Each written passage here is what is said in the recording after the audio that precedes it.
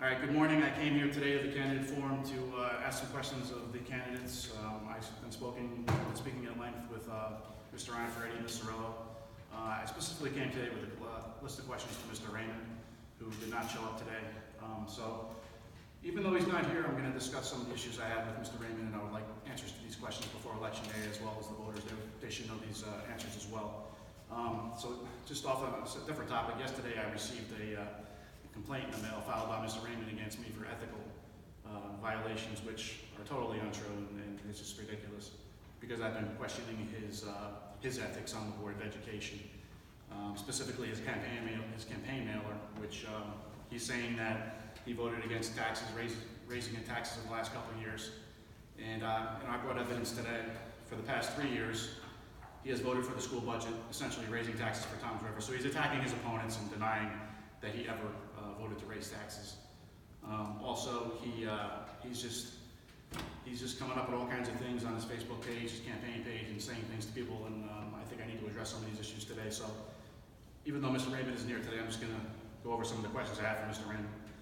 Mr. Raymond, you're opposed to merit bonuses or income above a base salary for public employees, and you voted no to Mr. Healy's earned contractual 5% bonus, and feel it's appropriate to use this as part of your campaign platform by attacking our superintendent. In the last 2 years as a public employee, you earned an additional $60,688 in overtime, more than most people in our county make in just their base salary alone. This is an additional 43% compensation above your base pay, and it pales in comparison to the 5% that Mr. Healy received in his bonus. How do you justify earning an additional 43% increase above your base pay while others in the counties are struggling financially? We have the third highest foreclosures in New Jersey. You criticize our superintendent? This isn't just plain hypocritical. You've made more in overtime than most people in Ocean County make in their base salary. I would imagine if we went back more years, your base salary would exceed $100,000. You have created disruption and concern in our community with our 80 district administrators by campaigning to our teachers that if you were elected, you will take 10% of administrative salaries, saving the district millions of dollars. Unfortunately, you did this while they have been working tirelessly opening up our schools this year, attending all the back-to-school nights, and other things that they do on the weekends for sporting events and other events that our schools hold. They have a very important job, and they are very busy. They don't need this distraction. As you can imagine, when a sitting board member promises to harm people's livelihood, they become concerned. This concern was presented to the board last month by Administrative Supervisor Council President Mr. Keller, representing his members.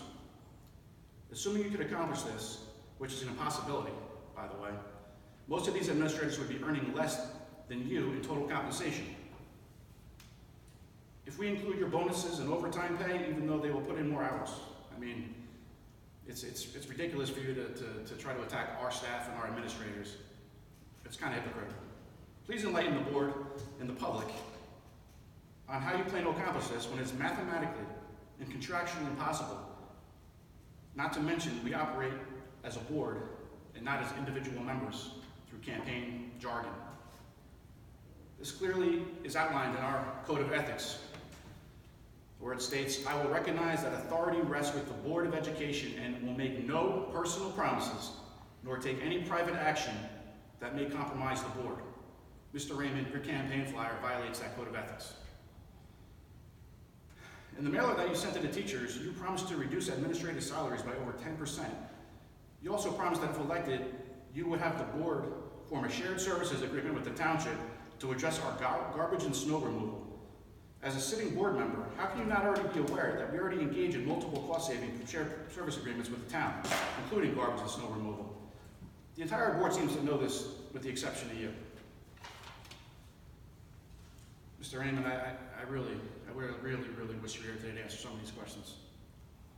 While the teachers' union was negotiating for a new contract, you would publicly grandstand on how you're a champion for the teachers, yet privately and adamantly you took a different position and referred to them as greedy. Yes, I was there and I heard you say that. Is it accurate to say that when the teachers' contract was finally settled, you criticized a 3.4% settlement and stated angrily that the superintendent that should be less than 2%? Yes, you did. I was there. I was there as well. Why do you always have a different public and private position depending on the convenience of the people that you're talking to. It's ridiculous.